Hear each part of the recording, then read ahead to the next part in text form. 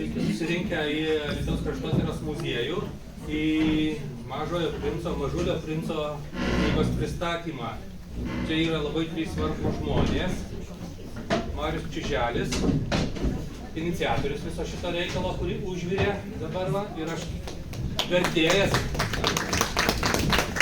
ar perrašinėtojas, aš išguldytojas, manau, žodis šiandien šitai į dzūkų kalbą ir tarmę ar šnektą. Kažkokiu gal mes jau prieisim, kodėl man išsisprūdo kalba, nes aš tokį kvailą klausimą turiu. Ir konsultantė, kuri konsultavo išguldytojų į dzūkų šnektų tarmį, Asta Leskauskaitė. Abudu dzūkai, o Marius Čiželis žemaitis. Plungė sako visai ką. Bet jau mokat dzūkiškai, taip pavažinėjai. Jau mokat dzūkiškai. Knyga parašyta 1943 metais, ar ne? Ir lietuvių kalba išversta, dabar kažkur dingo tas lapas, bet man atrodo 59 pirmas leidimas išėjo. Ir paskui atsirado 82, 4, gal 5, 9, 2000, 2005 ir patiek tos knygos prileista. Šiaip tai daugiausiai kalbų išversta, gal net į 700 kalbų parašyta, kažkur tai radau išleista ir leidimų daugybė yra padaryta.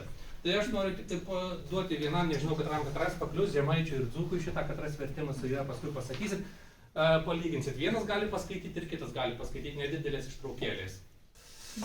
Paskui gal prieisime prie to, ką aš turėjau minty šitą, gal galim Juozai pradėti nuo tavęs, kadangi tu dzūkų kalbų vertėjai, internet, atsiprašau. Tai. Bet tų ištraukėlių. Kaip ir parašyta? Kaip ir parašyta, taip. Net dzūkiškai bus šitą, noriu pasakyti. Nežinau, ar mokėsiu. Taigi pažintis su Mažuoju princu. Kaip tik tokios aš ir norėjau. Kaip tu manai, ar daug žolės reikia tai aveliai? Kodėl? Todėl, kad mano ganykla visai maža. Užteks tikriausiai. Daviau tą visai mažutę avį.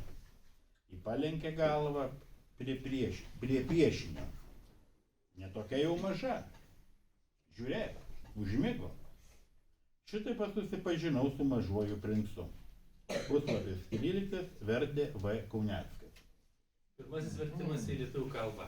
Supratau paslaptį, mano tekstas toks pat. Aš pats nesupratau dar, bet jau suprato kažkas. Kaip tik tokios aš ir norėjau.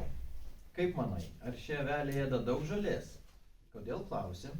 Nes ten, kur aš gyvenu, viskas labai maža. Žinoma, jei užteks, aš tau padovanojau labai mažą avelę. Jis pasilenkė prie piešinio, netokia jau ir maža. Žiūrėk, jau užmigo. Taip aš susipažinau su Mažuoju princu. Vertė Bieliauskas. Esmė gal labai nesiskiria, viskas labai panašiai ten yra, galima prisikabinėti. Kažkur tai straipsnio šitą autorė paminėjus, kad yra kelios vietos, kur iš esmės skiriasi. Tai būtent tos frazėje mes matome ne svarbiausius dalykus, matome ne akimis, o širdimi. Tai yra ir lapės pamokomasis pamokslėlis dar kitoj vietoje yra. Tai čia vertėjai kabinėsi prie žodžių. Tai grįšime prie to, bet pirmiausia dabar apie Marių. Kaip kilo mintis išleisti tą Mažąjį princą, pirmiausia, dzūkiškai, aukštaitiškai, tai yra žemaitiškai, dzūkiškai, aukštaitiškai. Tai aš gal pratęsiu jūsų mintį apie tuos vertimo netikslumus. Nes kaip tik dabar tokį detektyvą sprendžiam apie šitą knygą. Ir kaip tik Kauneckas ir Bieliauskas labai gerai jūs čia parinko tos vertėjus, nes 6 skyriaus pabaigoje, tie, kas turit knygą, galite atsiversti. Mažasis princas pasakoja, kaip jis kartą per dieną matė 43 saulėlydžius. Taip parašyta ir prancūziškam leidime originale. Bieliauskas išvertė į 44. Nors Alma Litera, kuri leidžia Bieliausko vertimą, visą laiką nurodo, kad versta iš prancūzų kalbos. Negali būti iš tos pačios kalbos vienu saulėlydžiu staiga daugiau per parą, ar ne? Kai pradėjom domėtis, kur čia detektyvas, tai pasirodo, kad radom vieną šaltinį, kad Bieliauskas vertė iš anglų kalbos. O Britai, išleisdami savo pirmąjį leidimą 43 metais, pagerbdami Egziuperį, kuris žuvo 44, padidino vienu saulėlygiu iš 43 į 44. Tai dabar vėlgi knygoje parašyta, kad versta iš prancūzų, o skaičius kem 4. Nu, man kirba širdį, kaip taip gali būti. Skambinu aš Bieliauskui į namus, sakau Pranai, nesakau Pranai, nes Pranas ragelio nepakelia, taip su mintise. Ir pakelia jo žmona, nes Bieliauskas jau sunkiai serga, nekalba, ir sakau, ponė, gal jūs žinot, kame paslaptis. Tai ponė sutriko nuo mano to klausimo, jai netrodė svarbu 43 ar 44, koks skirtumas, knyga seniai išversta, išleista ir perleista daug kartų, bet pasėjau, jaučiau, kad pokalbio metu pasėjau ir jai tą kibirkštį kažkokią, sakė, aš panaršysiu vis dėlto archyvus, gal rasiu rankraštį. Ir ten pažiūrėsiu, bet mane tikrai bandė patikinti, kad vertė iš prancūzų kalbos. Nei šansų. Tai lieka tas kol kas neatsakytas detektyvas, kaip prancūziškas 43 virto 44. Bet čia tokia maža detalė. Klausytojams dar pasakysiu, kai atvyko. Yra dar vienas vertimas. Dar lietuvių kalboje yra vertėja Violeta Tamagienė, berods, čia išvertus šitą 2019 metais. Dar du yra kitų autorių, tai daugiau žinoma. Yra ir įdomu, kaip juose išversta galima pasilyginti, bet tai čia užduotis jums tikriausiai bus namuose. Tai vat galiu atsakyti, tie dar du yra Obolio leidykla, išleido vienos merginos, nepasakysiu pavardės, kuri vertė iš prancūzų 43. Yra Eugenijaus Ališankos išverstas dvikalbis lietuvių anglų, natūralu, versta iš anglų, ten 44. Tai tokie... Tai kaip jums kilo mintis, kad reikia išleisti?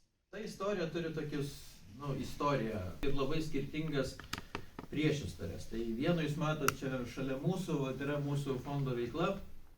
10 metų kaip tik pernai žymėjom ir pirmasis ir pagrindinis mūsų projektas yra Sidabrinė linija.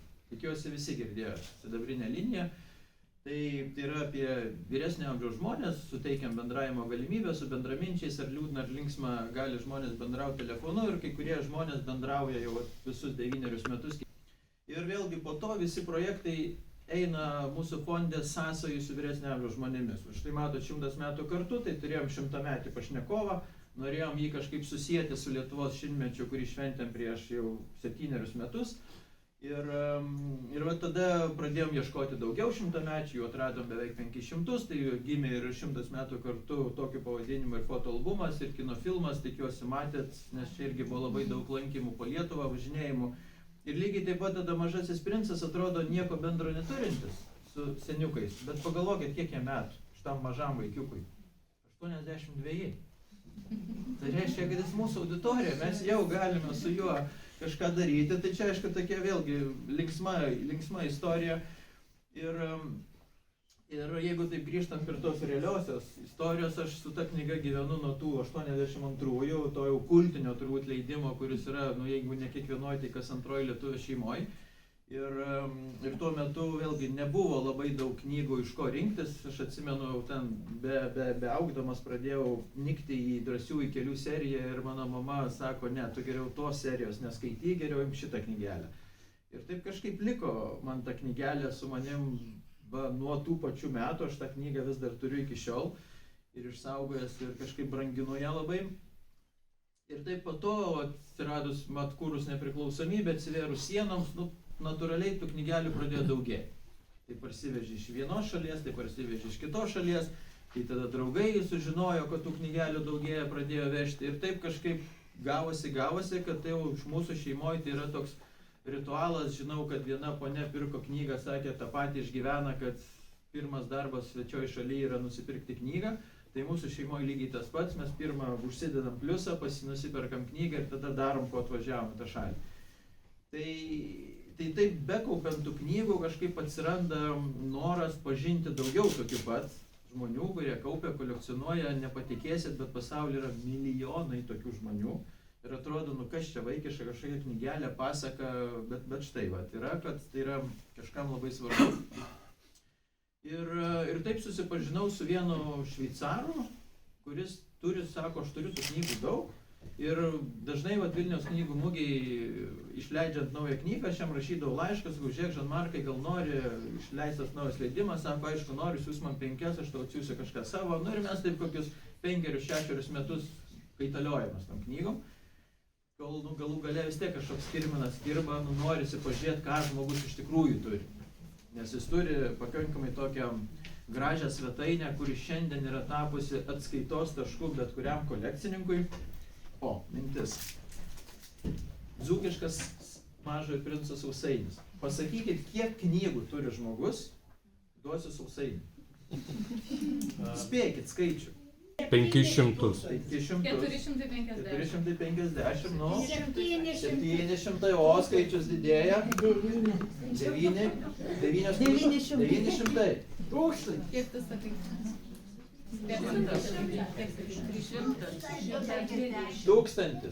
100. Nu gerai, mergaitė pasakė 1000 ir arčiausiai tiesos. 7500.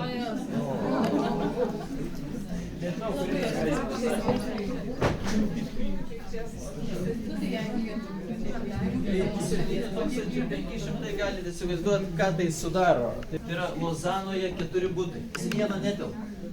Ir aišku, tas žmogus vėlgi, nu, jis nėra eilinis kažkoks pilietis, nes ir tiek knygų nupirkti galų galia reikia turėti eurų, jis ten ir buvo Šveicarijos parlamento narys, ir verslininkas, ir visa kita. Ir jo kolekcionavimas prasidėjo nuo 23 jo gyvenimo metų, jam dabar apie 7+. Ir jis sakė, aš kažkada nuvažiavau pirmą ten kokią tai verslo kelionę į Japoniją, pamačiau japonišką, nu ir įkritau šitą reikalą, kaip taip gali būti, toks prancūziškas reikalas, išleistas kita kalba. Tai jis pradėjo pirkti, pradėjo kaupti, dabar pats kasmet išleidžia po 100 naujų knygų. Ir kai aš pas jį nuvažiavau, tai taip mes ir bediskutuojant ir taip šovė mintis, kad Lietuvoje mes turim tik bendrinę kalbą. Nesvarbu, kad 4-5 vertėjų išversta, galbūt ten kažkoks nencėlis kitoks, bet kalbam, tai mes ne tik bendrinę kalbą. Ir žemaičiai, ir dzūkai, ir aukštaičiai, ir aukštaičiai, ir žemaičiai 1, 2, 3 skirtingi, ir aukštaičių be galo daug, ir uteniškiai, Rokiškėnai, Anykštėnai, ir Panevėžiečiai, ir taip toliau, dzūkai galų gale. Tai jo atsakymas buvo labai greitas, jeigu tu pasirūpinsi, tai darom. Tai vat aš grįžau su tą mintim 23 metų Liepą į Lietuvą. Nu, aš žemaitis, tai man nebuvo klausimo nuo ko pradėti, nuo žemaitiško pradėjau. Ir grįžęs išsigandau, nu, ką dabar daryti, kas išvers.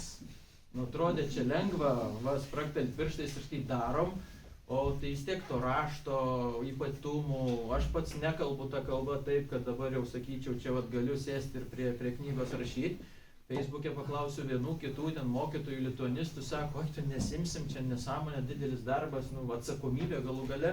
Tai laimiai mano biuras Vilniuje yra mūsų fondo biuras šalia kalbos inspekcijos. Nu tai aš sakau, nu kas daugiau gali žinoti, į ką kreiptis dėl kalbos, jeigu ne kalbos inspekcija. Kadangi mes ten su buvusiu vadovu taip labai draugiškai gyvendom, tai jis man vieną pavardę, Juozo Pabrėžos iš Šiaulių universiteto paminėjo ir sako, dėl žemaičių kalbos tik su šito ponu reikia bendrauti. Tai aš paskambinau Juozui Pabrėžai, ten nežinau, 2-3 minutės mūsų pokalbis, sako, man viskas įdomu, kas susijęs su žemaičių kalba, nu ir jis pasirašė. Tai taip pat pasirašė, sakyčiau, koks rugsėjis 24 metų, prieš Kalėdas mes jau turim rankraštį, vasario mėnesį mes jau turim knygą. Na ir tada prasideda tas knygos gyvenimas ir kai knyga gauna gyvenimą, vėlgi mes savo fonde iš pradžių taip galvojom, tai bus kažkokia parama sidabriniai linijai. Bet Žan-Markas, o tas šveicaras, jo tokia irgi pirminė nuostata ir beje labai graži, kad knygas, kurias mes leidžiam apie Mažąjį princą, mes jas turim skleisti nemokamai, dalinti nemokamai tam, kad žmonės galėtų patirti visą tą Mažąjį princą ir tie, kurie galbūt neturi, nenori ir taip toliau. Nes pavyzdžiui, vat jis, jo tie, kur sakau, leidžia ten po 100 naujų knygų kasmet, tai vienas iš tokių įdomesnių pavyzdžių buvo, kad jis Butane išleido tą knygą vaikams, dabar nepasakysiu, iki 7 ar iki 8 metų amžiaus visiems karalystės vaikams su karaliaus parašu, ten didelė kažkokiu įrašu ir padovanojo kiekvienam vaikui. Nu, va čia yra apie tai tas žmogus. Ir va, tai vėlgi čia toks anekdotas, pas jį, kai buvom svečiuose, tai ten tas mūsų pokalbis iš planuoto 1 valandos išsitempė iki 6 valandų ir jau žmona jo galų gale sako, jis tą knygą labiau už mane myli ir žodžiu, jūs čia paskęsit, tai knygo eikit valgyti. Tai va, tai pirmasis leidimas mes jį dalinom daugam nemokamai ir didžiąją dalį išdalinom ir dėl to tos knygos sprogo, nesakysiu per kiek, duosiu saldainį, kas atspės per kiek. Per kiek išleidom pirmąjį tiražą knygų. Nuspėkit skaičių, bet kokį. Laikas, per kokį laiką? 2 savaitės. Pirštų ją. Per 2 savaitės dingo pirmas tiražas. O kiek jisai buvo? 1000 egzempliorių. Tai Tai žemaitiškas. žemaitiškas, taip. Bet nepamirškite, tai nemokamai. Nemokamai, taip. Tai buvo vėlgi labai didelė mums nuostaba, nes galvojom, nu, egzotinė knyga, tokia labai nišinė knyga, ir tarmė, ir vėlgi, kaip aš sakau, nebūna pasaulyje dalykų, kurie atsitiktinai neįvyksta gerąją prasme. Kai išleidom knygą vasario mėnesį, tuomet sužinojau, kad 24 metai paskelbti žemaitiško rašto metais. Nu, kas gali būti geriau toks sutapimas? Tai visi žemaičiai ten vos ne su ašarom dėkavojo, kad sako, kaip tu čia pataikės, ko aš netaikiau, tai tiesiog atsitiko.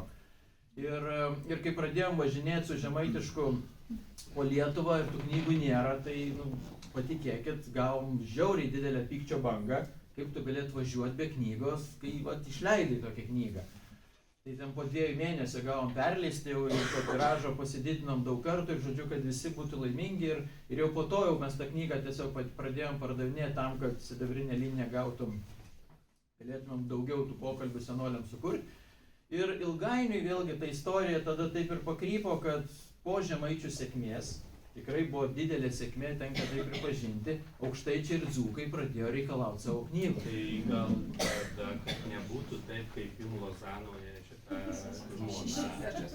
6 valandos, leiskime truputį tarstinę žodį ir kitiems. Aš kiek suprantu, jums pavyko rasti Juozą. Taip. Ir jisai mielai sutiko, ar ne? Juozai. Aš tokią mintį užsirašiau labai tokį beveik šventų. Tai aš dar tik kitaip tada pasakyčiau. Gerai. Negi Juozas savo knygų lentynose pas jį, nežinau, tikrai ne kaip Lozanoje tikriausiai, bet gal 5 kambarių būtas ir vien tik tai lentynos knygų. Tai, Padauginai su kambariais labai gerai. Su knygom tai gal nelabai padauginai, bet su kambariais bet jei negalima per knygas į būtą iš tikrųjų. Tai padauginau su knygom, bet aš manau, kad jisai krėvės raštų ko gero neturi. Aš? Taip. Tu dabar padovanosi man? Ne. Aš noriu pasakyti. Aš klausiu, ar turi krėvės raštus namuose ar ne? Turiu. Turi. Nes jisai vienoje radio laidoje, kaip tik būtent apie dzūkišką vertimą pasakoja, sako, nu aš tenai Mažulio princo tikrai neversiu. Dzūkų tarmį neversiu, sako, o kokį geriau krėvės raštus ar ką. Taip, man to nesakė. Jis nesakė, nu va, tai jūs ne viską apie jį irgi žinote. Tai kaip tenai, ilgai kalbino, kol tave įkalbino? Aš praktiškai niekam nieko neatsakau, visada sakau tep. Va, tai ir Mariui pasakiau iš Rozo tep. Po to mes toliau šnekėjom.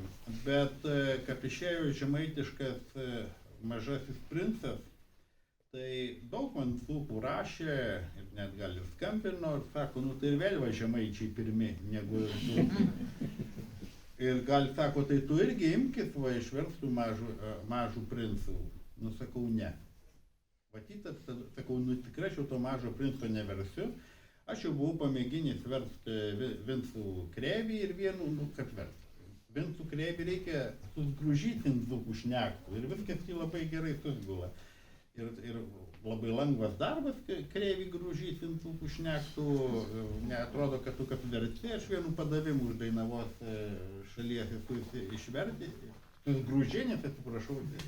Ir didžiulis malonumas, atrodo, kad tu mokinies dzūkiškai šnekėt iš Vinco Krėvės, reiškia.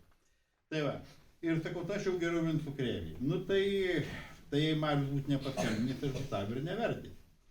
Bet dabar aš sėdžiu ir galvoju, kadangi mes jau čia turim šiandien kokias 6 gal renginys yra, nu ne šiandien, bet apskritai Mažulio princo pristatymų.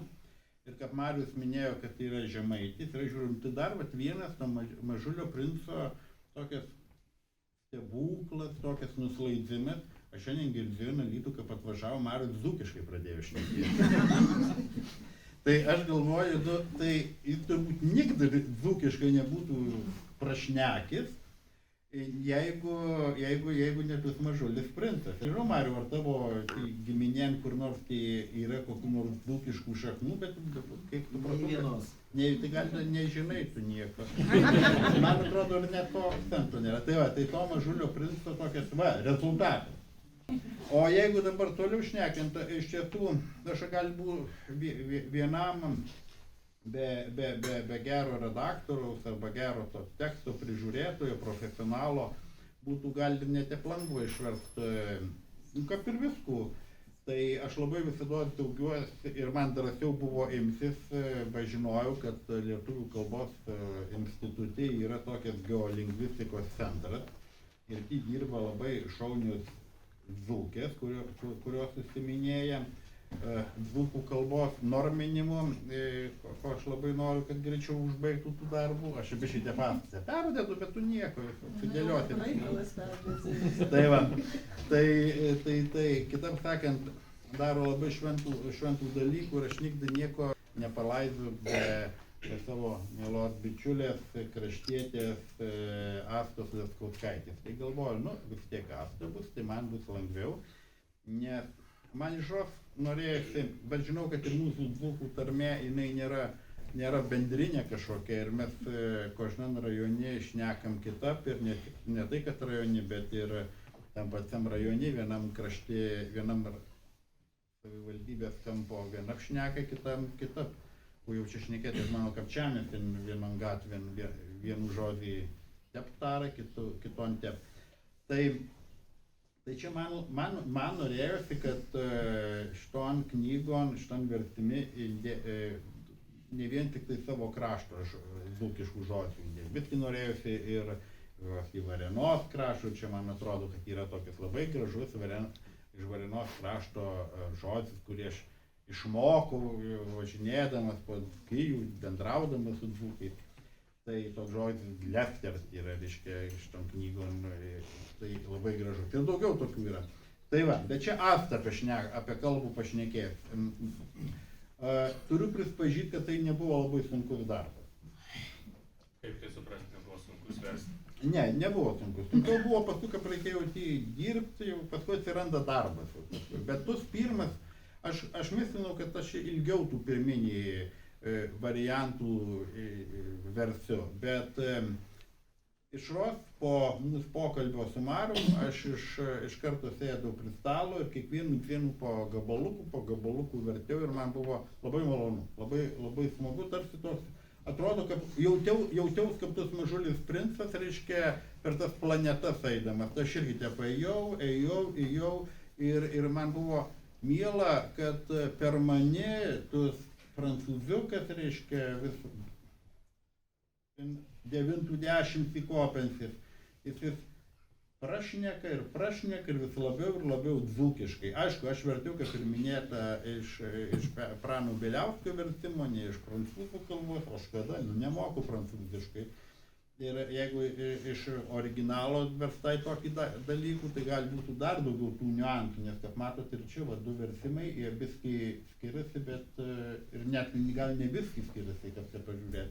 Tai buvo laikytasi to vertimo. Tai va, tai tas pirmas, reiškia, buvo labai greitai išversta, paskui viski buvo tų paieškų, tų žodžių, bet aš žinau, kad žemaičiai vieno žodžio labai sunkiai ieškojo. Tai mums šito žodžio, reiškia, labai buvo šitas, kur ant šulinio, nežinau kaip, velinas, ne velinas, aš net lietuviškai nežinau, kaip jis vadinasi. Ne, kur šniūras, volas kitam tariant, volas, bet lietuviškai tai ne volas jis yra, reiškia. O tai man tai buvo labai aišku tų žodis ir aš lietuviškai nežinau, kaip jis vadinasi, kaip ir... Ritinys koks? Tas, jo, kur ten... O kaip dzūkiškai? Volas, tai labai man aišku buvo. Gal labiau buvo užstrikta, reiškia, vienos įgelukės pavadimas, tai gal tu atsimeni, kad to įgelukė, aš irgi dabar nesimenu, statybės jau reikėjo. Ir... Bet ne prie rožės sustrikta. Ką? Ne prie rožės ta gelukė, ne? Ne rožė, tai labai viskas aišku. Bet ir kitas dar, kur buvo tai buvo garbėtruška, reiškia, irgi buvo visokių variantų, bet mes palikom garbėtrušką, aš tų ištraukėlų paskaitysiu, bet dar tik pasakysiu, dėl ko daugiau, ir čia jau Asti paskui jau papasakos, kodėl pavadinimas pasirinktas Mažulis princas. Nes buvo irgi visokių variantų ir nuo pats pradžių aš taip kompiuterin vis rašausi tuos variantus. Maliulis, mažulukas, mažutukas, nu visą rašausi. Ir paskui Astos patarimu iš mažojo princo patapo Mažulis princas. Kolpis Mažulis princas, tai nežinau, ar dar tai tu man leisti paskaityti išraukutį? Prašau. Kad girdėtų... Perspėsiu, kad lankytojai atvėjus į pristatymą irgi pasiruošę paskaityti, bent jau 13 ištraukėlių yra parengta ir jeigu jie tik tai drįs, tai gali ranką kelti ir bet kuriuo metu nuspėsim ir klausysime kartu. Tai man labai būtų įdomu, ar tai yra, ir pažiūrėkit, kur turi tuos lapukus susilankstytus. Apie kvadratų vietą? Aš apie garbėtroškų. Ne, apie garbėtroškų nėra. Nėra? O apie pijokų? Irgi nėra. Ir, nu, tai. Tai specialiai parinkau tau, kad pažiūrės. Iš kur žinojai? Tai du skirsnukus jie yra tokie pritrumpesnių. Antrom planeton gyveno garbėtroška. Aha, va, ateina mano garbytojas, šūktelėjo garbėtroška jau iš tolo, vos tik tai pamatys Mažulį princų. Ša garbėtroška mislina, kad visi kiti žmonės juo baisiai žavės. Labų dienų, pasisveikino Mažulis princas. Kokia juokinga jūs skrybelė. Jį skirta sveikinsis, atsakė garbėtroška. Aš pakeliu jų, kaip žmonės mane sveikina. Gaila, čia niekas nikdy neužtuka. Tikrai, nusvino Mažulis princas nieko nesupratęs. Paplok delnais, paprašė garbėtroška. Mažulis princas paplojo delnais. Garbėtroška ramiai pasveikino jį, kilstelėdamas skrybelai. Čia linksmiau nei karaliaus planeton, pamislino Mažulis princas. Ir vėl ėmė pliauškės delnais. O garbėtroška sveikysis kilnodamas skrybelai. 5 minutės papliauškinius delnais Mažuliu princu nusbodo šitų žaidimas. O kur reikia daryti, kad skrybelė nupultų, paklausė jis. Ale garbėtroška jo neišgirdo. Garbėtroška girdi tik kvolinimus. Ar tu tikrai manim žavies, paklausė jis Mažulio princo. Kur reiškia žavėsis? Žavėsis reiškia, kad tu laikai mani gražiausiu, geriausiai apsirangusiu, bagociausiu ir razumniausiu žmogum planeton. Ale tavo planeton daugiau nieko nėra. Būk malonus, vis tiek žavėkis manim. Aš žaviuos tavim, pasakė Mažulis princas, vos patraukdamas pečiais. Ale kas tau iš to? Ir Mažulis princas jį paliko. Tai suaugiai tikrai labai čiudni. Vaikiškai pamikslino jis, vėl laisdamasis inkelį. 12 skyrius. Kitom planeton gyveno pijokas. Mažulis princas viešėjo pas jį labai trumpai. Ale tik šitoj viešnagė baisiai jį nuliūdino. Ko tu čia darai, paklausė jis pijoko, kad jį pamatė sėdint prieš visų eilių bonkų, tuščių ir pilnų. Geru, niūrai atsakė pijokas. Kol tu geri, paklausė Mažulis princas. Kad pamirštau, atsakė pijokas. Kų pamirštai, paklausė Mažulis princas, kad ram jau buvo škada jo. Pamirštau, kad man sarmata, prispažino pijokas, nulaisdamas galvą. Koli sarmata, paklausė Mažulis princas, kad jis norėjo jam pamačyti. Sarmata laks, nukirto pijokas ir visai nustilo.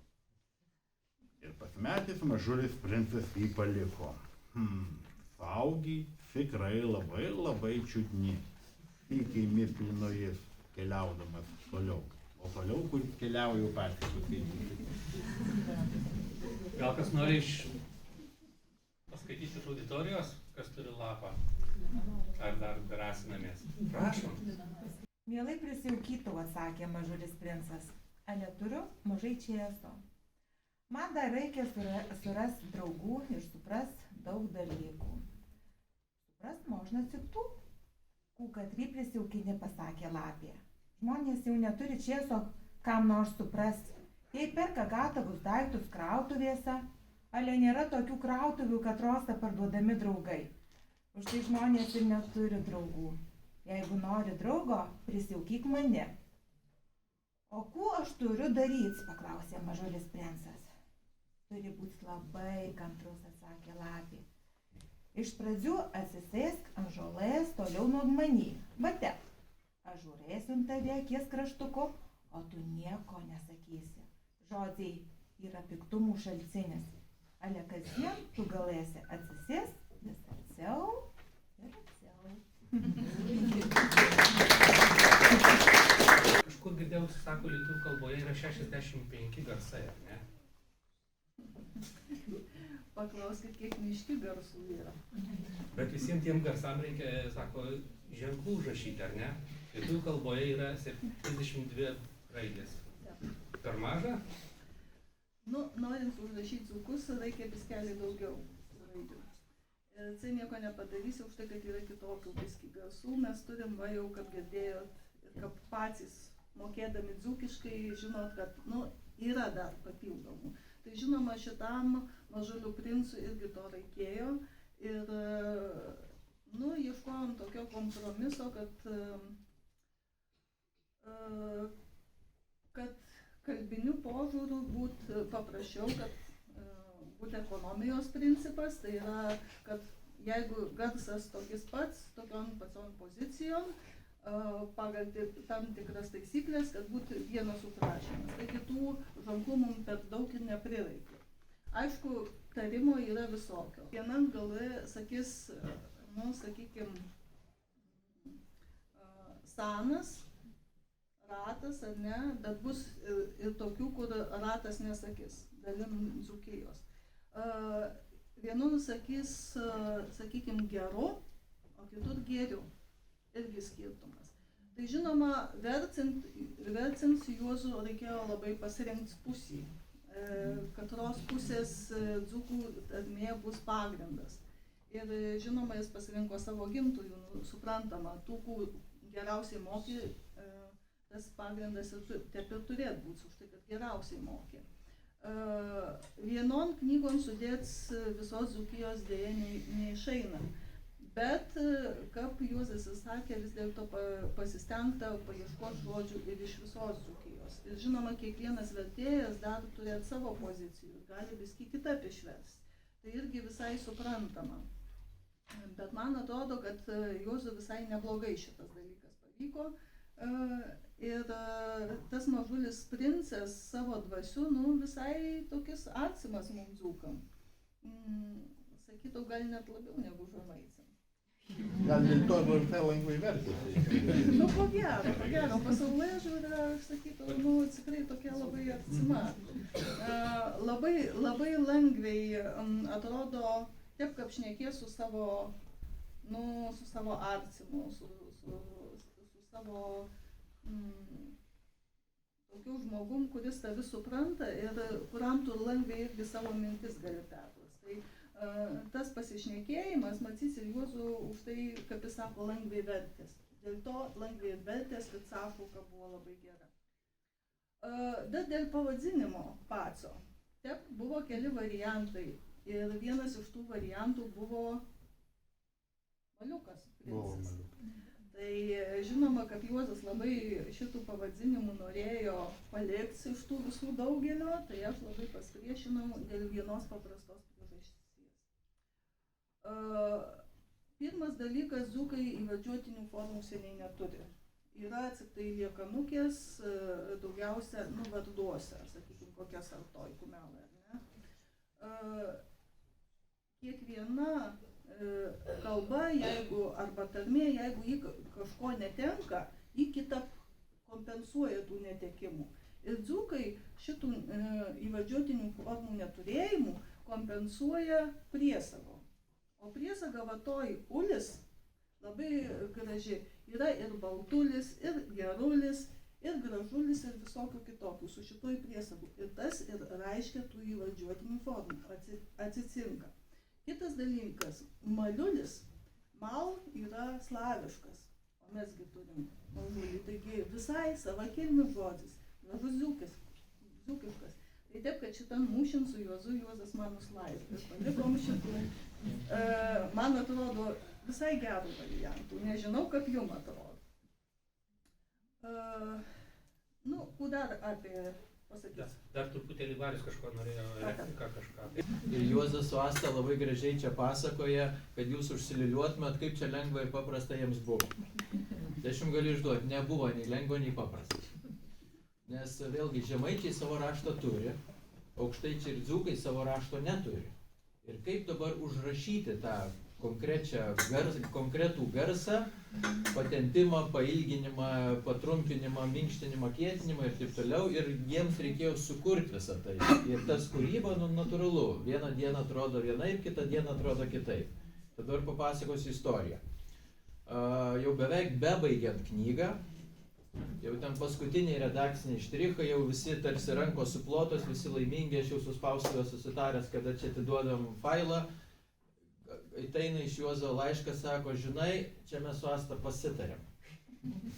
Ir vieną reikia pakeisti į kažkokią, žodžiu, taškiukas, brūkšniukas, dabar neatsimenu, bet garsas jau kitoks.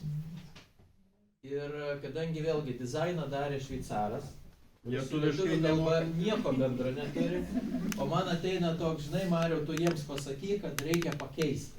Aš rašau laišką, sakau, žinai, Sebastianai, reikia pakeisti, o tų nu ten koks 200, 300 ir visos ten rankutėm keičiamas, nėra kažkaip automatiškai, nes rašto tokio jie neturi. Viską reikia išgaudyti kiekvieną ranką ir taip gauna tokį nevilties kupiną laišką. Turim tai, sako, ką tai keičia? Nu, vertėjams keičia ir mums, ir tau vadinasi. Na tai va, čia toks nedidukas niuansėlis. Tai paskui jau už to Žanmarko irgi tokią gavau netgi pastabą gale projekto, kad sako, žinai, aš dizaineriui moku už valandą. Tai tu surink viską į krūvą ir tada atiduok dizaineriui, ne po vieną darbą taip.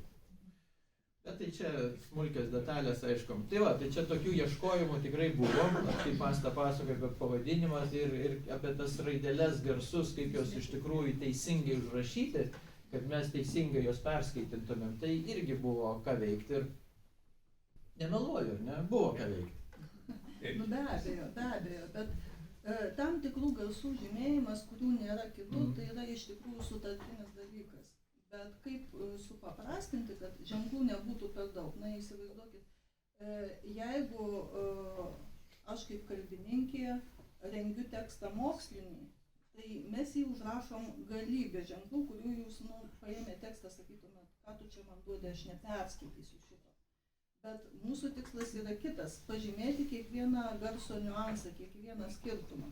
Už tai mes turim labai daug ženklų. Na, įsivaizduokite, būtų galima ir Mažulį princą taip užrašyti, bet niekas jo neskaitytų. Taigi reikia paimti tik tiek ženklų, kiek, kurie yra patys reikalingiausi. Mes čia nežymėm tokių visai niuansų, kad, sakykime, vienoj Nemuno pusėje mes tariam O labai atvira, va čia Lazdijų rajone, sakykime, o kitoj pusėje mes tariam tokį beveik kaip suvalkiečiai tarė. Na, mes to nežymėm, bet vis tiek suprantam, kad tas pats O yra, ar ne? Tai šito skirtumo mes tokio nežymėm, bet yra to kaip reikia, nu kaip tu kitaip pažymėsi be specialaus ženklo. Jeigu užrašysi paprastą E, tai visi ir skaitys taip.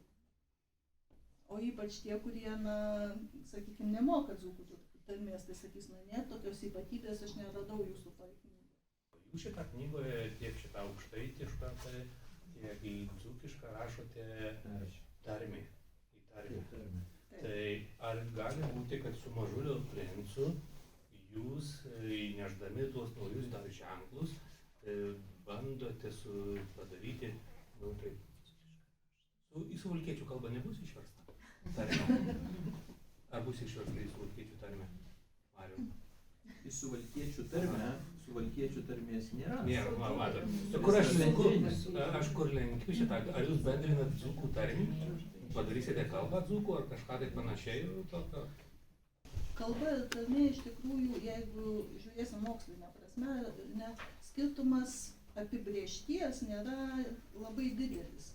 Kad būtų požymių, kurie labai aiškiai atskiria, nėra tokių labai ryškių. nei vienos šalies mokslininkai neišskiria. Tai yra susitarimo dalykas. Pas mus mes sakome, kad žemaičių tarmė yra aukštaičių tarmė, ne, dvi pagrindinės. Tai yra tradicija, susitarimo dalykas. Tai tas pats, jei sakys, žemaičių kalba vėl susitarimo dalykas. Tai yra, kaip mes traktuosim. Ar mes norim sugriauti tradiciją, ar mes norim palikti. Aš susakysiu. Prašom. Kad nori pasirodyti sveiko proto, kad kartu diskutuku apsimeluoji. Pasakodamas jum apie žibintininkus, buvau nelabai teisingas. Bijaus, kad sieji, katrieji nepažįsta mūsų planetos, nepamislytų apie jų netek, katrieji raikia. Žemėn žmonės užima labai mažai vietos. Jeigu 2 milijardai žmonių gyvenant su žemėm glaudžiai sustotų vienam daiktika mitinge, jei lengvai išsitektų 20 mylių ilgio ir 20 mylių pločio aikštėm. Visus žmonės važinėt sukišt mažiausion ramaus vandenyno saukėm.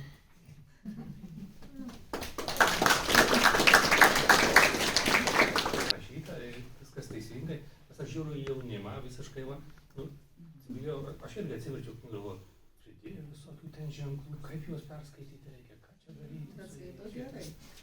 O jaunimas neįsigazdė pamatęs tų ženklus papildomus? Man atrodo, neįsigūs. Čia gal patarimas tokis būtų, kas įsigūsit, tai šiaip pradėkit skaityti knygų iš kito galo. Nes kitam gali yra tokias mano straipsnukas, kaip skaityti Mažulį princų dzūkiškai. Tai yra ir apie tuos ženklus parašyta, kad juos reikėtų skaityti. Ai, tarp kitko dar ir žodinukas yra, kad lengviau možnėtų sugaudyti visų potarmių, pošnektų dzūkam reiškia. Tai čia daug maž viskas yra paaiškinta, bet skaito tai labai gerai, viskas gerai, ne? Marius dar norėtų kažką tai. Paskaityti dzūkiškai, Marius norėjo. Ne, aš norėjau parodyti vieną puslapį. Mažajam prince tokių labai daug. Ir čia noriu tikrai padėkoti abiems vertėjams ir Juozui ir Astai, nes jie labai principingai reikalavo iš manęs, kad aš kalbėdamas su dizaineriu išgaudyčiau visokias kliurkas, kaip antai, kad kai žmogus nežino kalbos, jis nemoka suskiemenuoti žodžių. Nes jam lietuvių kalba yra kaip belekas, kaip hieroglifai. Ir tada jis palieka žodį tokio ilgio, koks jis yra. Ir tokiuose pastraipėlį, tokiuose kolonėlėse gali būti labai dideli tarpai, pavyzdžiui, tarp žodžių, arba labai suspausta, jeigu tai yra trumpesni žodžiai. Kaip paaiškinti šveicarui, kad tarpai turi būti vienodi? Tai aš jam kiekvieną žodį imdavau, skiemenuodavau. Žiūrėk, lietuvių kalboje mes keliam žodį taip. Na ir taip gaudydavau. Vieną kartą išgaudai, tada Juozas peržiūrė, ne, čia dar per didelis, sako, dar pataisom. Ir taip pat išgaudėm tos tarpus ir čia, atrodo, tas procesas juokingas, nereikalingas, bet iš tikrųjų tai labai dėkingas Juozai aš esu, kad jūs taip išgaudė tokius dalykus, nes tai vis tiek knygai tai yra puošmena, kad viskas būtų padaryta iki galo gerai. Ir tai matosi, kad vis tiek ir vertėjui rūpi jo darbas ir pati knyga įgauna visai kitą vertę. Ir sprendžiant iš to, kaip yra, nesvarbu dabar kiek aš čia skaitau ir kiek jau kaip išėjo, nematau kažkokių tai rastų, tu matai, kad būtų kas nors palikta negero. Nežinau, gal kokiam antram susirašinėjimui su Mariumi, jau kai jau kaip derinau maketus, ir sakau, man atrodo, kad tu maketuotojas tai yra ne lietuvonis, lietuviškai nieko nesupranta, tų komentarų, kur mes tai parašom, reiškia, lietuviškai. Tai Marius viską turėjo versti į anglų kalbų. Ir tai čia tikrai labai dėkui, kad Mariau ir pačiam, kuris tikrai daug skiria laiko ir vertė jam, ir dėl to knyga yra švari. Ir dar ko noriu pasakyti, kad čia vis tiek nėra Alma Literos ar kokių čia atstovų, bet to, iš kur aš vertiau, tai yra tokių biskį nesušukuotas tekstas. Ir man atrodo, kad Astos dėka, tai čia ir gramatiškai tai yra geriau sutvarkytas tas tekstas, negu Alma Litera bendrinė kalba. Aš leisiu savo papokštų, tai noriu pasakyti, kad dabar iš tavo dzūkiško vertimo galima būtų geresnį vertimą padaryti lietuvių kalbą. Be abejo.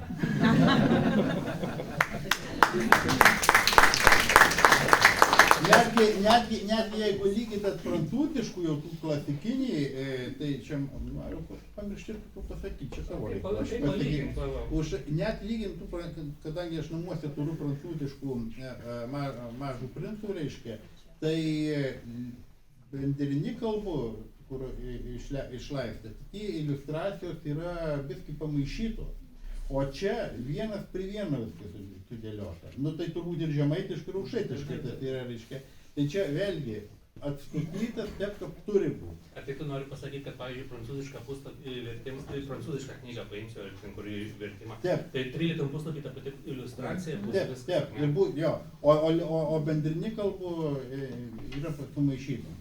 Yra sumaišytų. Tai čia, ir aš paskui, kad atsiuntė maketų, žiūriu, kadangi aš einu pagal tų, iš kurios vertiau, Prano Beliausko, ir žiūriu, kažkaip tai prie šito piešinio netus tekstas yra, galvoju, tai čia vėl kažkas sumaišyta. Bet paskui reikia pažiūrėti, kas yra su prancūzišku. Žiūriu, viskas su prancūzišku yra gerai. Ir logiškai sueina. Tai vadinasi, ton lietuviškam variantė, aš dabar neatsimenu, iš kurių čia metų aš vertiau, reiškia, tai vadinasi, yra biškai ir papainiota. Nu, bet didelėm leidyklom, aš kaip mažesnės leidyklos atstovas, tai galiu pasakyti, būna dėlė vardant pinigų, jie dėlė kaip gali padaryti.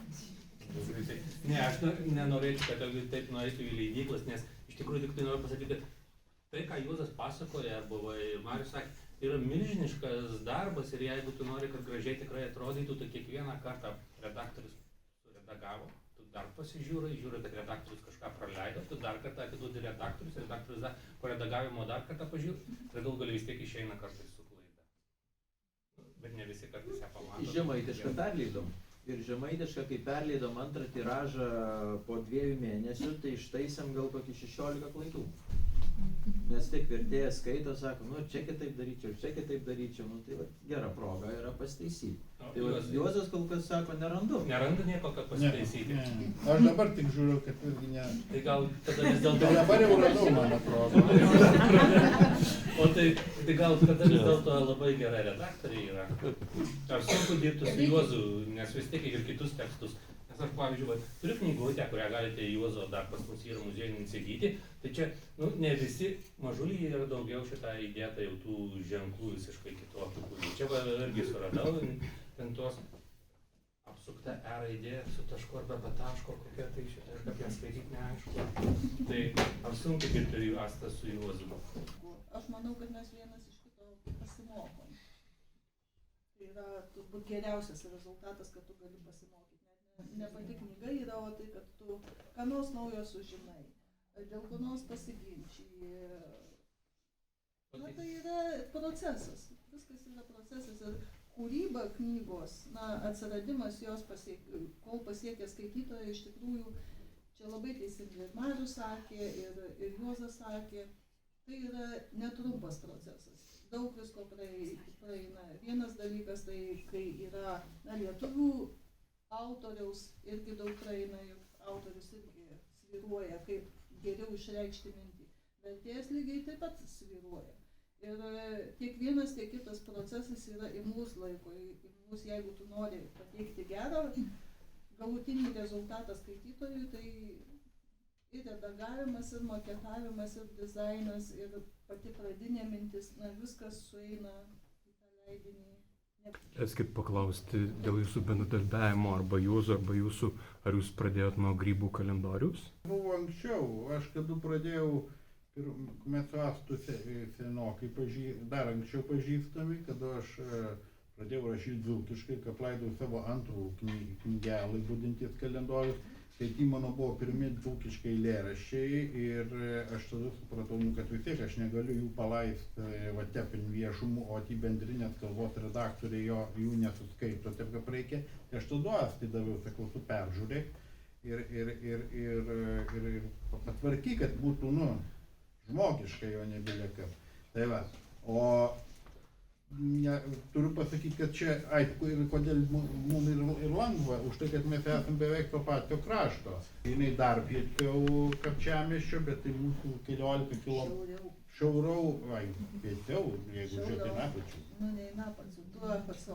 Tuo pačiu nevažiuoju. Man atrodo, kad kadangi mes važiuojam, tai link aš pačion važiuoju, Nu, reiškia. tai tu važiuoji, tu ten iš No, šiaurės no. važiuoji. Tai va, tai žodžiu, ir tai ir toj tarmė, toj pati, reiškia, bet ir kitus dzūkiškai rašantis rašytojus Romas Sadauskas irgi estos paslaugom naudojosi šitom, tik tai man ragis ir ne tep uoliai kaip aš tai uolesnį viskį.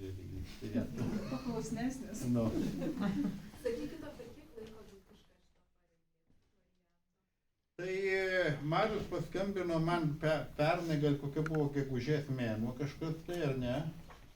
Kad ir aš apie vidurį vasaros aš jau turėjau tokį, vidurin vasaros aš jau turėjau netgi peržiūrėjęs savo, reiškia, variantų ir tada jau daviau Astai.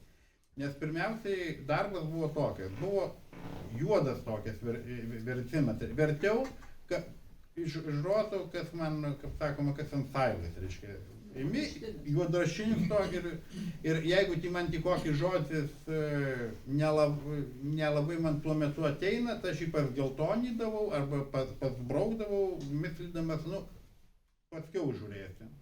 Ir nežiūrėjau nei į korektūrų, nei nieko. Tai va tokį aš gal per kokį mėnesį pasidariau tokį vertimą, gal ir trumpiau. Nes kožnų dienų po biskelį šis yra. Biskutį šitą skyrelį? Įvairiai, nuo nuotaikos priklausydavo, nuo nuotaikos. Tai va, ir paskiau aš apie Liepos pabaigų aš jau buvau peržiūrėjęs savo pirmų korektūrų ir pats susižiūrėjęs, kas jau man stringa, reiškia, ir aišku, strigo, ir dar žodžių reikėjo paieškoti. Ir tada aš jau apie rugpjūčio pradžių daviau Astai. O tada prasidėjo pats, tai dar pastą peržiūrėjau, tai dar viskas gerai. Bet jau paskui vienam žodžiam 3 žodžiai stovėjai jau apie Kumarių šnekėjo, arba baisus tarpas, tai jau buvo pats marutniausias darbas, jau tai darbas buvo tokis.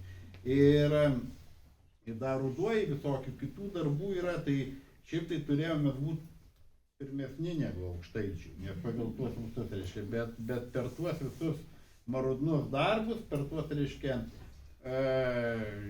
ženklus, per tų tarpų naikinimus ir per žodžių atskirimus, viskas nuskisi taip, kad aukštaičiai mus viskai aplankė. Bet man atrodo, kad Marius, ne blogų, bet man atrodo, kad Marius nešneka aukštaitiškai.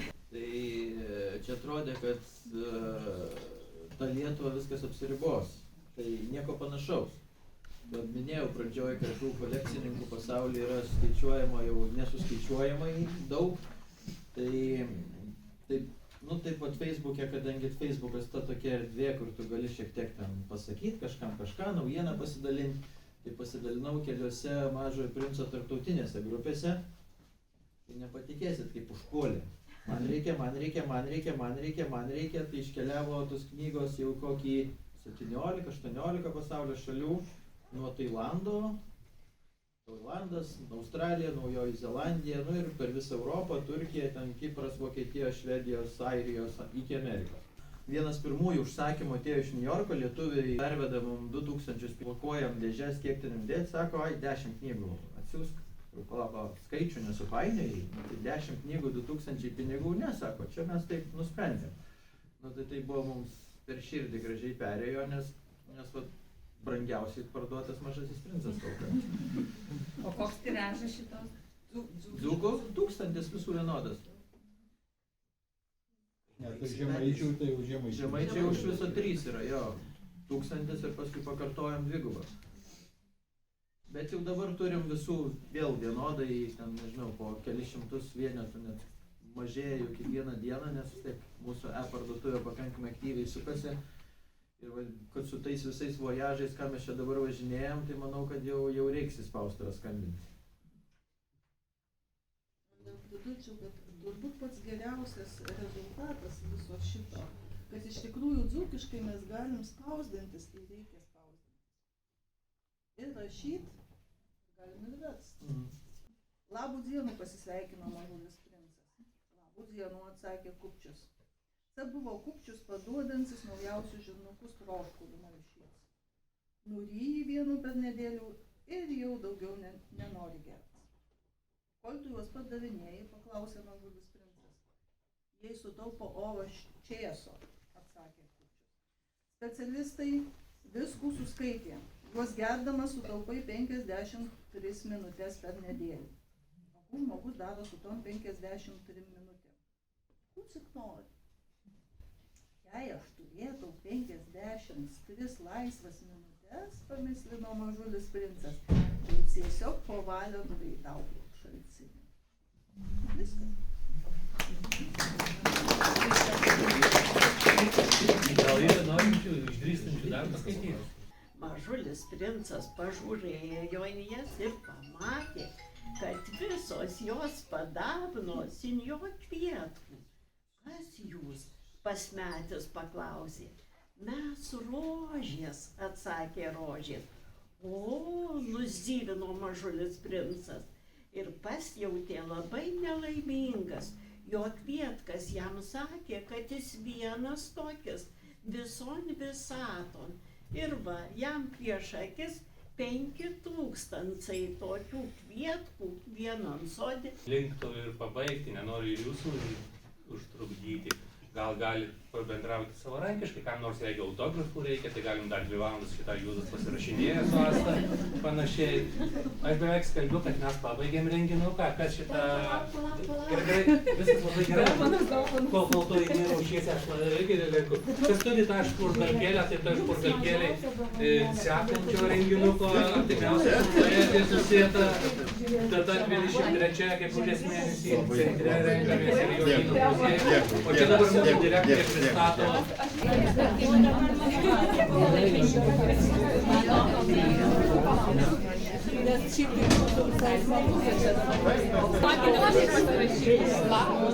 Net į kitą eilę, žinokit, nes kino teatre.